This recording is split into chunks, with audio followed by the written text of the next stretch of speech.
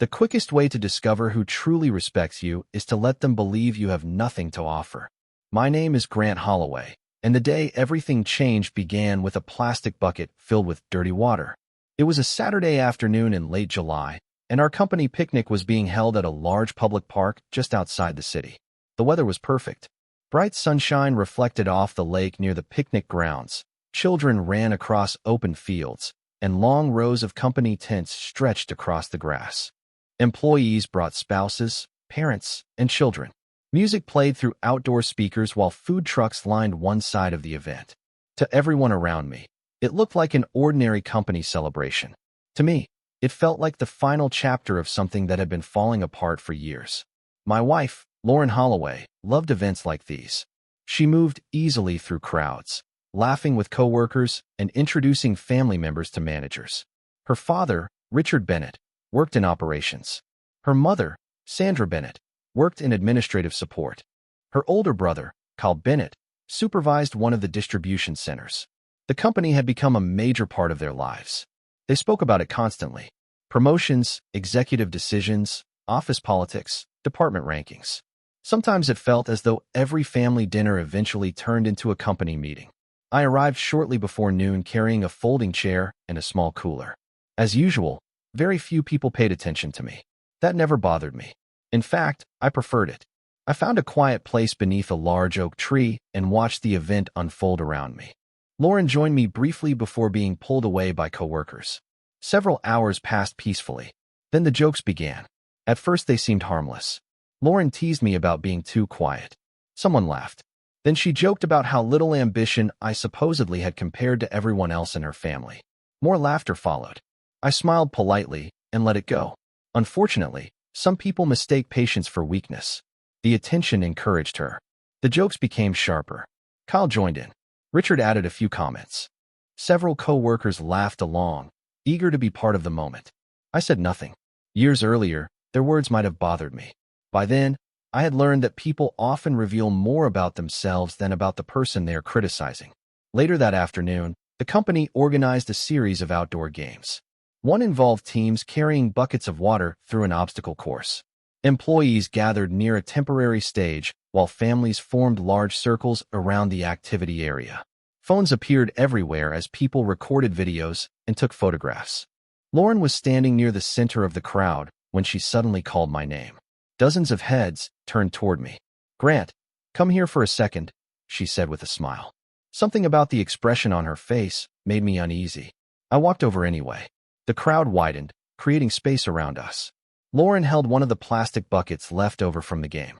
The water inside was cloudy from dirt, grass, and mud tracked through the obstacle course. Several people were already laughing before anything happened. Lauren looked around at the audience, enjoying the attention. "Maybe this will finally wake you up," she said. The crowd laughed. Before I could respond, she tipped the bucket forward. Cold, dirty water poured across my shirt, my jeans, and my shoes. Gasps mixed with laughter. Someone clapped. A few people covered their mouths in surprise. Water dripped from my sleeves onto the grass below. For a few seconds, the entire scene seemed frozen. Lauren was smiling. Her brother was laughing. Her parents looked amused.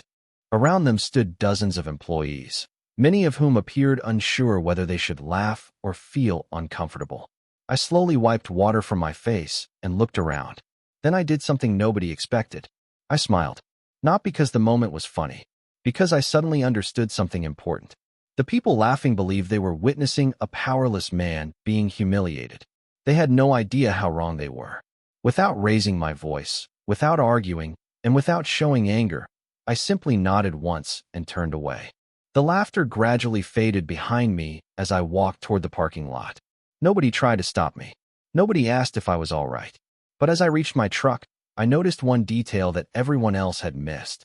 Standing near the executive seating area, a senior manager lowered his phone after recording the entire incident. And before the sun set that evening, that video would land on the desk of the one person who understood exactly who I was. By the time I arrived home, the afternoon heat had begun fading into a warm summer evening. I parked in the driveway and sat quietly behind the steering wheel for a few moments. Water stains still covered my shirt. The smell of damp grass lingered on my clothes. Most people would probably assume I felt angry. The truth was different. Anger had disappeared long ago. What remained was disappointment. Not because Lauren embarrassed me in public, because somewhere along the way, she had stopped seeing me entirely. I eventually stepped out of the truck, entered the house, and changed into clean clothes. The silence inside felt strangely peaceful. Lauren had sent a text saying she planned to stay longer at the picnic with her parents and brother. I replied with a simple acknowledgement and nothing more.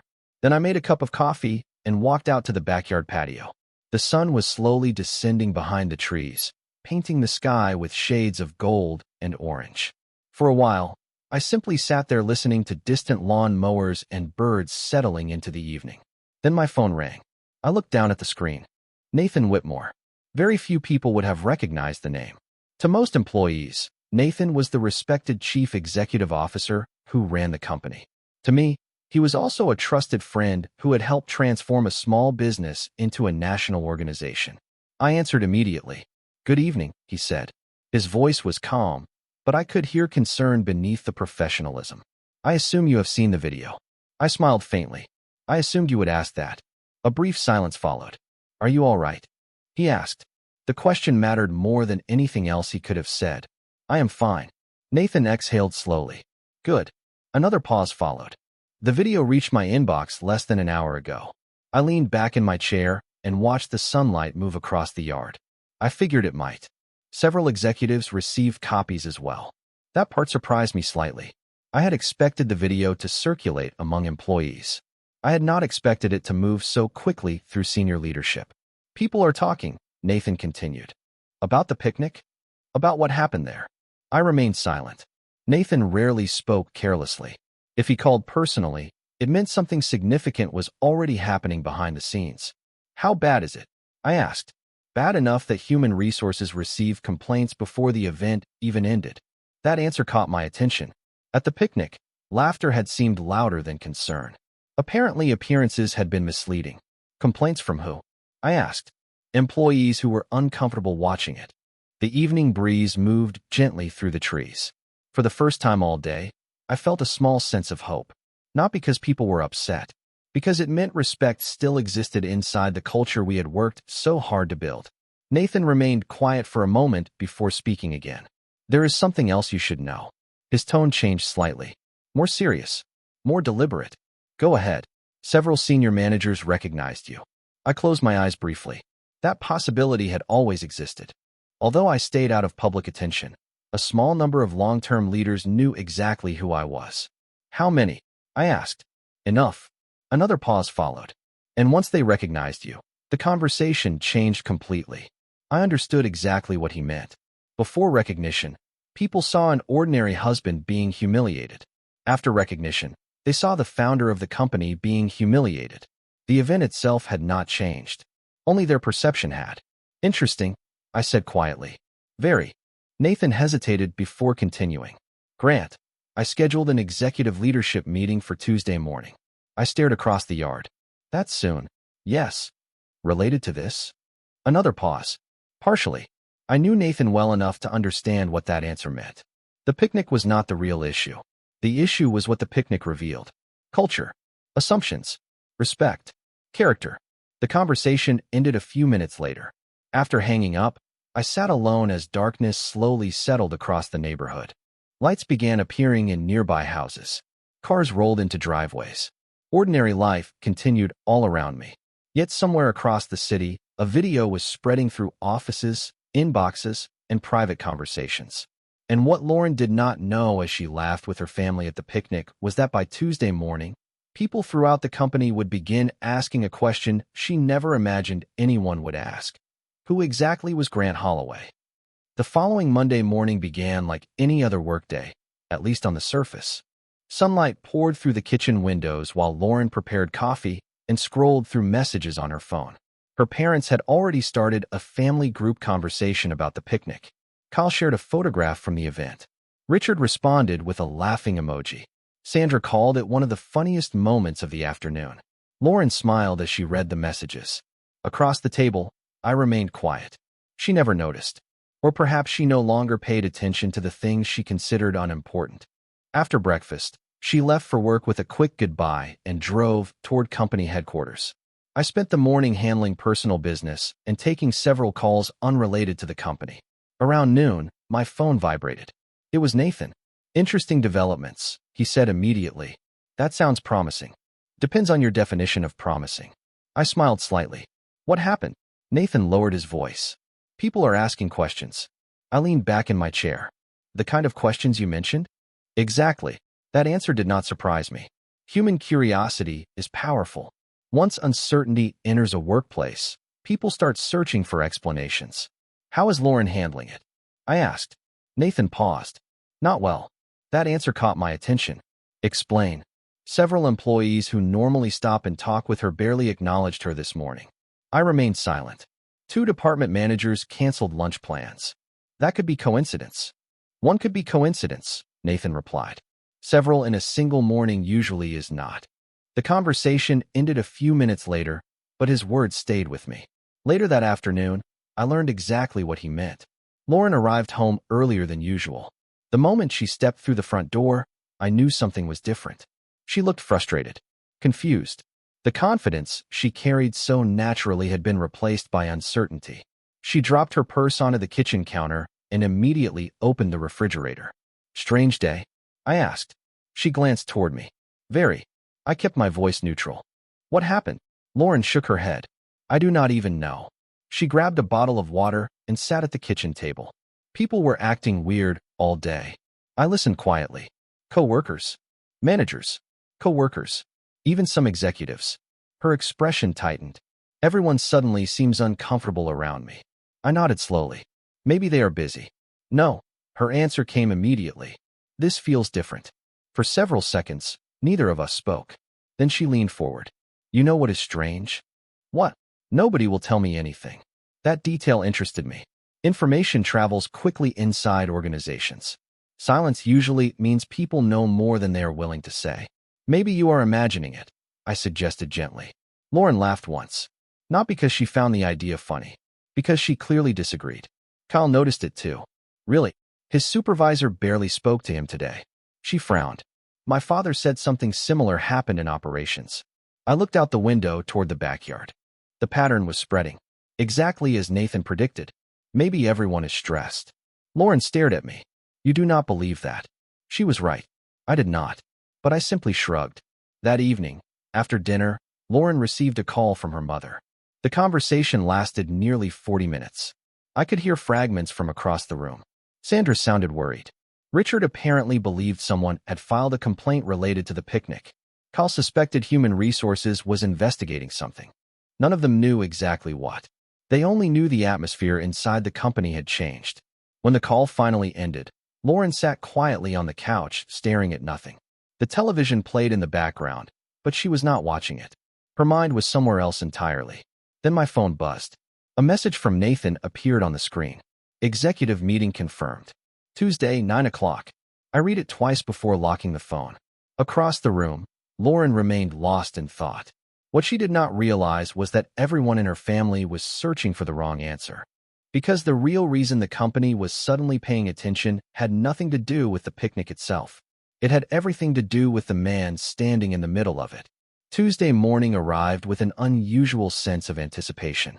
The sky was clear, and the city was already awake when Lauren left for work earlier than normal. She barely touched her breakfast. The uncertainty from the previous day had followed her into the morning, and I could see it in the way she checked her phone every few minutes. Before leaving, she paused near the front door. Something is happening, she said. I can feel it. I looked up from my coffee. Maybe today you will get some answers. She nodded slowly before heading out. The moment the door closed, the house became quiet again. A few minutes later, my phone rang. Nathan, everything is ready, he said. How are people reacting? I asked. Exactly the way you would expect. That answer told me a great deal. Nathan had spent years studying people. He understood how rumors moved through organizations and how uncertainty affected behavior. Attendance? I asked. Nearly every senior manager will be there. I smiled faintly. That should make things interesting. Nathan laughed softly. Interesting is one word for it. After ending the call, I spent the morning reviewing documents and handling a few personal matters. Around 11 o'clock, Another message arrived from Nathan.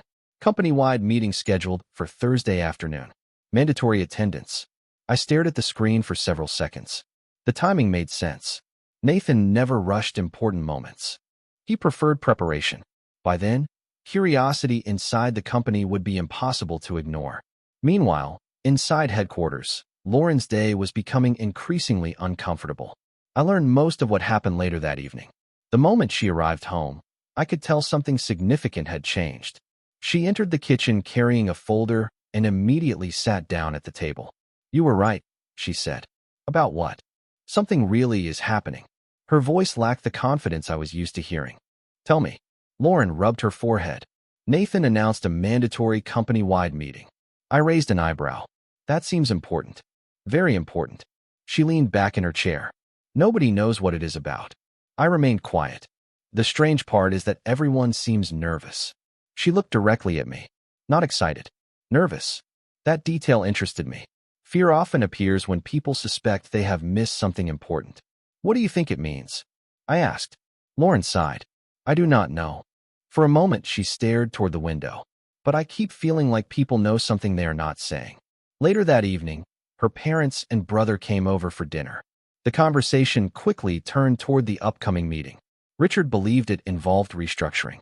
Sandra thought it might be connected to recent policy changes.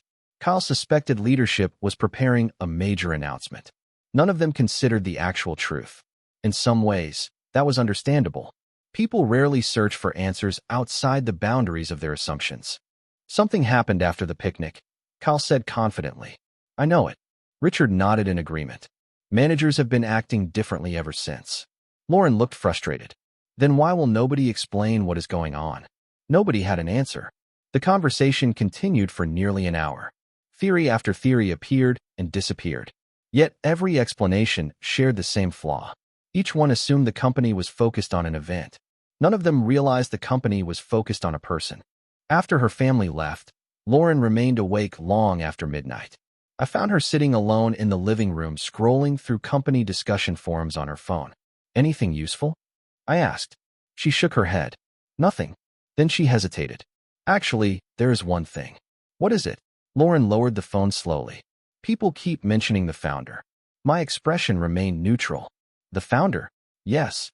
She frowned. "It is strange. Nobody talks about him. Half the company does not even know his name." That part was true. Over the years, I had intentionally stayed in the background while Nathan became the public face of leadership. It allowed the company to grow without becoming dependent on a single personality. "Maybe they are discussing company history," I suggested. "Maybe." But her voice lacked conviction. Deep down, she knew the answer was bigger than that. As the night grew later, Lauren finally headed upstairs. I remained alone in the living room for a few minutes after she disappeared. Then my phone vibrated one final time. A short message from Nathan appeared on the screen. "Thursday presentation finalized. Once it begins, the entire company will start connecting the pieces." I read the message twice before setting the phone down. Because after months of assumptions, years of misunderstandings, and one unforgettable afternoon at a picnic, the moment when perception collided with reality was now only 2 days away. Thursday arrived carrying the kind of tension that could be felt long before anyone understood its source. By early afternoon, employees from every department were making their way toward the main auditorium at company headquarters. Parking lots filled faster than usual. Hallways buzzed with speculation. Conversations stopped whenever managers approached. Nobody seemed to know exactly why the meeting had been called, yet everyone sensed it mattered. I arrived separately and remained away from the building while preparations continued inside. Nathan had asked me to wait until the appropriate moment, and I trusted his judgment completely. Meanwhile, Lauren sat near the front section of the auditorium beside her parents and Kyle. More than 500 employees gradually filled the room. Large presentation screens glowed above the stage. Soft music played through the sound system while people settled into their seats. Lauren later told me that the atmosphere felt different from any company meeting she had ever attended. Usually there was excitement, anticipation, or curiosity. This time there was uncertainty. At precisely 2 o'clock, the lights dimmed slightly and Nathan stepped onto the stage. The room immediately fell silent. Nathan was widely respected throughout the organization. When he spoke, People listened. He thanked everyone for attending and began discussing the company's history. At first, nothing seemed unusual. He displayed photographs from the earliest days of the business. Small office spaces, old warehouses, delivery trucks that looked almost antique compared to the modern fleet now operating across multiple states. Employees watched politely as image after image appeared on the screens. Lauren assumed it was some kind of anniversary presentation. So did most people in attendance. Then Nathan began focusing on the company's founding years. He spoke about risks, sacrifices, and long nights spent building something from almost nothing. The audience remained attentive, yet subtle changes were beginning to occur. Instead of discussing departments or financial performance, Nathan repeatedly returned to one subject. The founder. Many of you know our company history, he said, but very few know the complete story behind the person who started it. Employees exchanged curious glances. Lauren noticed several senior executives sitting unusually still. Kyle leaned toward her. "This is strange," he whispered. She nodded. It was strange. Nathan continued. More photographs appeared. Some showed construction sites. Others displayed early business documents. Then he revealed an image of the first lease agreement signed when the company occupied a tiny office barely larger than a modern conference room. The audience watched carefully. The founder believed in something simple, Nathan said. Treat people with respect before they earn it, not after. The sentence lingered in the room. Lauren felt an unexpected sense of discomfort. She could not explain why. Across the auditorium, other employees seemed equally focused. The presentation moved forward. Revenue growth, expansion milestones, leadership transitions. Yet the founder remained the center of every story. Curiously, Nathan never showed a photograph identifying him. Most organizations celebrate visible leadership, Nathan continued. Our founder chose a different path. He stepped back and allowed others to stand in front. More whispers spread through the audience. Employees began asking quiet questions. Who was the founder? Why had nobody ever met him? Why was Nathan discussing him in such detail now? Lauren found herself wondering the same thing. Then something else happened. A photograph appeared showing the earliest executive team gathered around a conference table. Nathan pointed towards several individuals visible in the image. Most had retired years earlier. One had passed away. Another still worked as a consultant. Then Nathan smiled slightly. There is one person missing from this photograph, he said. The person responsible for making all of it possible. The room became completely silent. Even the smallest whispers disappeared. Lauren suddenly noticed that several executives were looking toward the rear entrance of the auditorium rather than at the presentation screen. One by one, employees began following their gaze. Nathan paused for several seconds before speaking again. Today, he said calmly, every employee in this company is finally going to learn the same truth. And at that exact moment, the rear doors of the auditorium slowly opened. The moment the doors opened, every conversation in the auditorium stopped. Hundreds of people turned simultaneously toward the rear entrance. For several seconds, nobody moved. Nobody spoke. The silence felt almost unreal. Then I stepped inside. I was dressed the same way I usually dressed. A simple navy blazer, light blue shirt, dark slacks. Nothing about my appearance suggested anything extraordinary. Yet the reaction spreading across the room told a different story. Employees watched as I began walking slowly down the center aisle. Some faces showed confusion. Others showed recognition. A few senior leaders nodded respectfully as I passed. Lauren stared toward the back of the room. At first, she looked merely surprised to see me there. Then she noticed the expressions on the faces around her. Her confusion deepened. Kyle looked from me to the stage and back again. Richard frowned. Sandra sat completely still. None of them understood what was happening. Not yet. I continued walking toward the stage while the giant screens above displayed images from the company's earliest years. Every step seemed to increase the tension inside the room. Nathan remained standing near the podium, patiently waiting. When I finally reached the front row, he smiled and extended his hand. I shook it. That single gesture changed everything. Gasps spread across the auditorium. Employees exchanged stunned glances. Lauren's eyes widened. Nathan never greeted anyone that way during company events. Certainly not an ordinary guest. After a brief handshake, Nathan stepped back to the podium. The room remained completely silent. Thank you for joining us today, he said. Then he turned toward me. Grant, Would you please join me on stage? For a moment, nobody moved. The audience seemed frozen. Then I walked up the steps and stood beside him beneath the bright stage lights. The screens behind us changed again. This time a document appeared. The original company incorporation paperwork. Employees leaned forward in their seats. Nathan pointed toward a signature near the bottom of the page. 15 years ago, he began. One person took a risk that made everything we see today possible. Another document appeared. Then another. Early contracts. Business licenses. Expansion agreements. Every page carried the same signature. My signature. The room grew quieter with every passing second. Lauren looked as though she had forgotten how to breathe. Nathan allowed the silence to linger before speaking again. For many years, our founder chose to remain out of the spotlight. He believed the company should be defined by its people, not by one individual. Employees continued staring at the screens. Some had already begun connecting the pieces. Others were still struggling to understand. Then Nathan finally said the words that changed the atmosphere forever. Ladies and gentlemen, please allow me to introduce the founder, principal owner, and majority shareholder of this company, Grant Holloway. The reaction was immediate. Shock swept through the auditorium like a wave. Some employees stared at me. Others stared at Lauren. Several covered their mouths in disbelief. Across the front rows, expressions changed from confusion to realization. Lauren looked completely frozen. Richard's face had gone pale. Kyle sat motionless. Sandra lowered her eyes toward the floor. None of them appeared capable of speaking. Nathan continued. Many of you know Grant only as a quiet man who occasionally attended company events.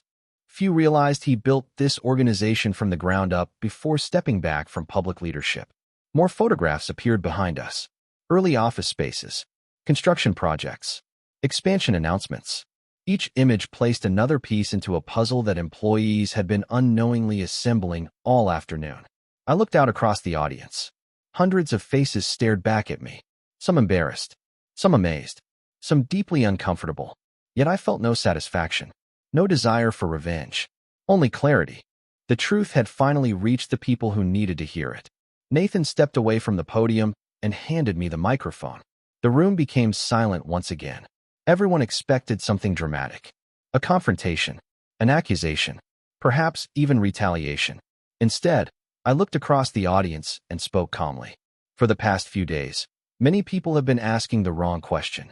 The silence deepened. The question is not who I am. I paused briefly. The question is why knowing who I am suddenly changes how some people see me. Not a single person moved. Not a single person spoke. And as I looked toward Lauren and her family sitting in the front rows, I realized the next few minutes would be far more powerful than any punishment could ever be. The silence that followed my question felt heavier than any speech I could have delivered. Hundreds of employees sat motionless, waiting for what would come next. Some expected anger. Others expected consequences. A few probably expected revenge. Instead, I looked across the auditorium and continued speaking in the same calm voice I had used from the beginning. A week ago, most of you did not know who I was, I said. And that was perfectly fine. I never wanted recognition. I never wanted special treatment. What concerns me is how quickly respect can disappear when people assume someone has no status. Nobody interrupted. Nobody looked away. The room remained completely focused. The value of a person should never depend on their title, their bank account, or their position inside an organization, I continued. Because character does not become more important when someone gains authority. Character is important before authority ever arrives. I could see employees reflecting on the words. Some nodded slowly. Others stared at the floor. The atmosphere had shifted from shock to self-examination. Behind me, the presentation screens displayed photographs from the company's earliest years. Images of small offices and difficult beginnings reminded everyone that success rarely appears overnight. 15 years ago, I said, there were days when this company operated from a space smaller than many conference rooms in this building. Back then, nobody cared who I was. Nobody knew whether the business would survive. The people who mattered were the ones who treated others with respect regardless of circumstances. Nathan stood quietly nearby, allowing the moment to unfold naturally. I turned slightly and looked across the front rows. Lauren sat completely still. Richard no longer carried the confidence he displayed at the picnic. Sandra stared downward.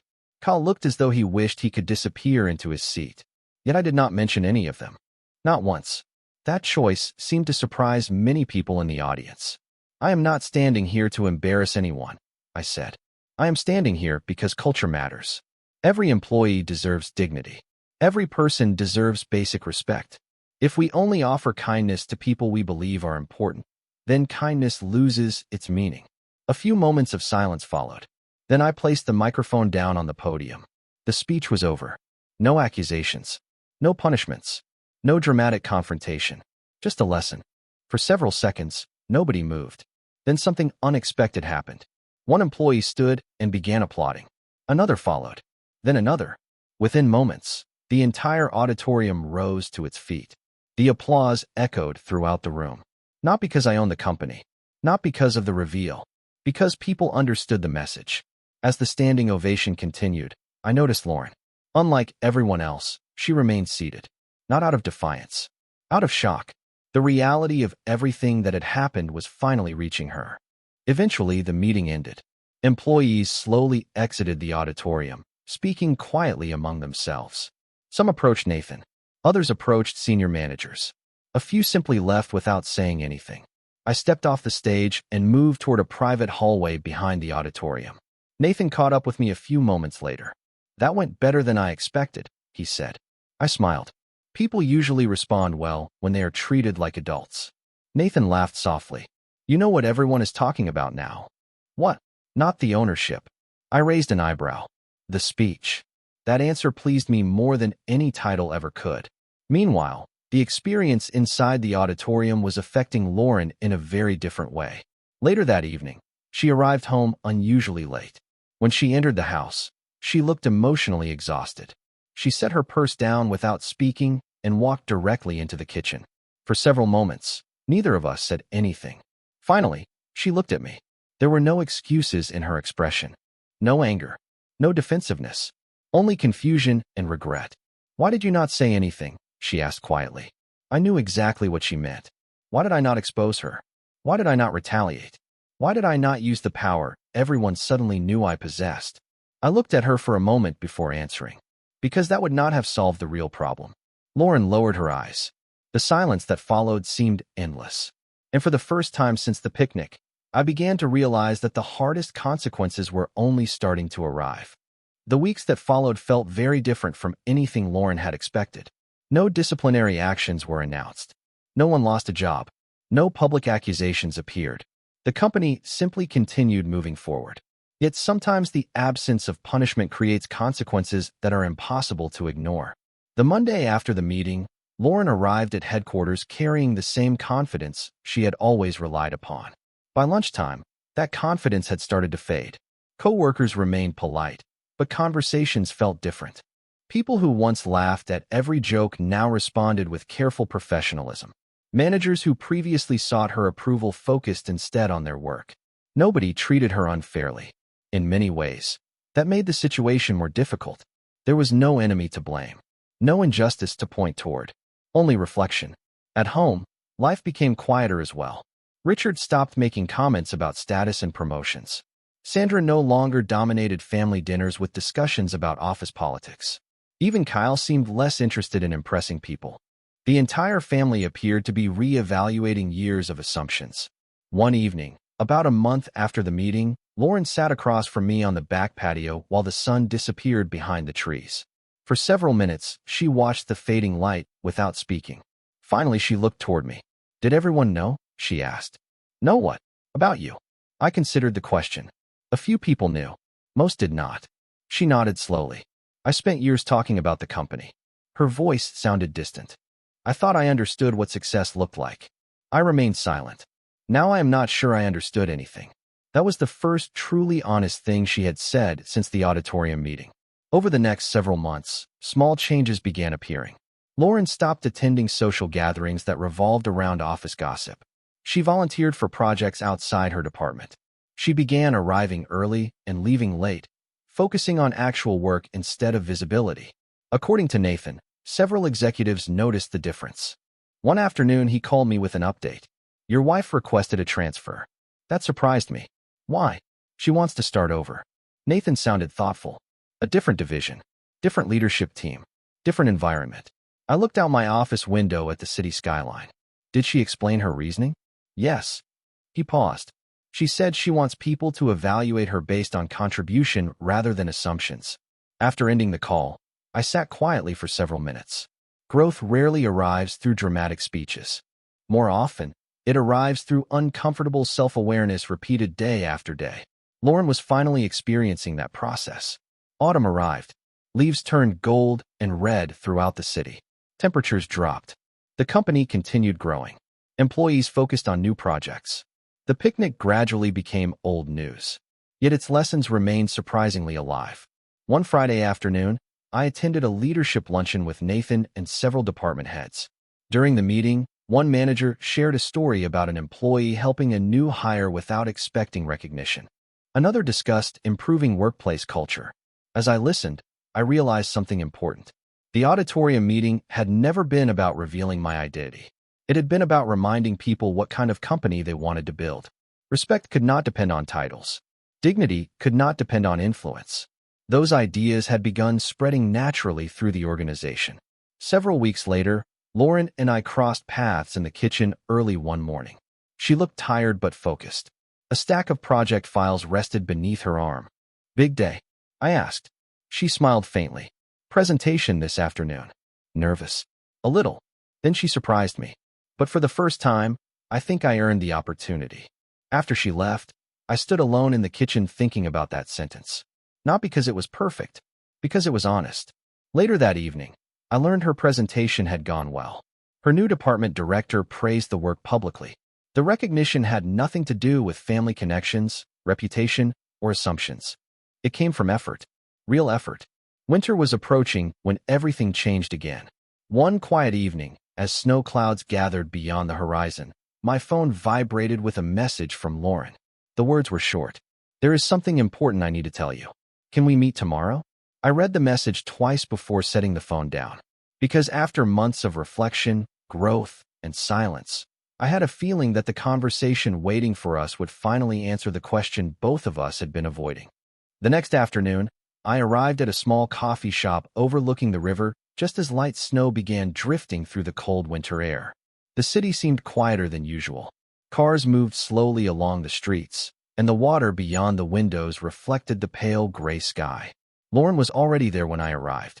She sat near the window with a cup of coffee untouched in front of her. For a moment, neither of us spoke. The silence was not uncomfortable. It was honest. Months earlier, that would not have been possible.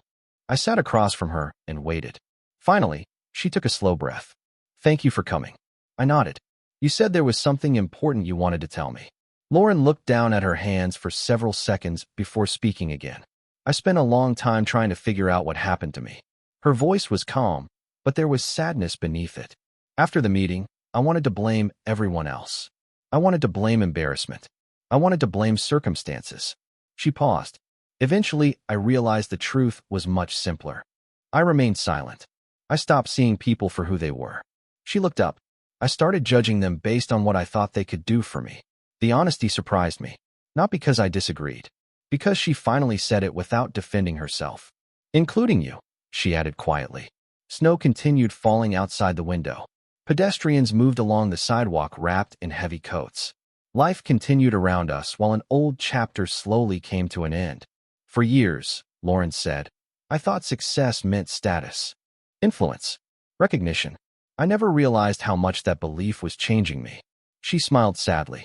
"The strange part is that the person I respected the least turned out to be the person who deserved the most respect." I thought about that for a moment before responding. "Everyone makes mistakes." Lauren shook her head. "Not all mistakes are the same." Another silence settled between us. Then she looked directly at me. "I am sorry, Grant." There was no speech after that. No dramatic explanation. No attempt to rewrite history. Just a simple apology.